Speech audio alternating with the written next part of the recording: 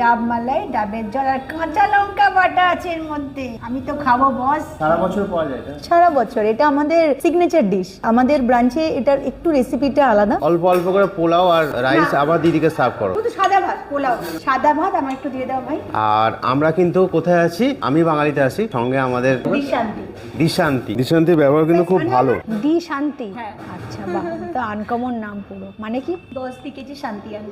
বাহ। দিশান্তিকে আমি খেয়াল করছিলাম, এখানে যত কাস্টমার আছে না সবার সঙ্গে খুব ভালো বিহেভ করছিল, সমানে সবাইকে টেক কেয়ার করছিল যে খেয়েছেন ঠিক মতো, কোনটা কি অসুবিধা আছে দেবো। তো দোলা পাতে চলে এসেছে সাদা ভাত আর এখানকার আমি বাঙালির অথেন্টিক আইটেম ডাব চিংড়ি, যেটা ডাবের মধ্যেই করা হয়। 3টে চিংড়ি দেওয়া আছে ডাবের ভেতরে। কাঠি গোজা চিংড়ি, কাঠি খুঁজতে তো আমরা বাঙালিরা ওস্তাদ। থাক থাক থাক থাক থাক, আরেকটা বার করবে? আর লাগবে না, লাগবে না। একটু গ্রেভি যদি হতো ভালো হতো। চিংড়ি না বার করলে গ্রেভি বার করবে কি করে? চিংড়ি তুমি এখানে বার করো, তাহলে তুমি একটু গ্রেভি দিতে পারো। ঠিক ঠিক ঠিক।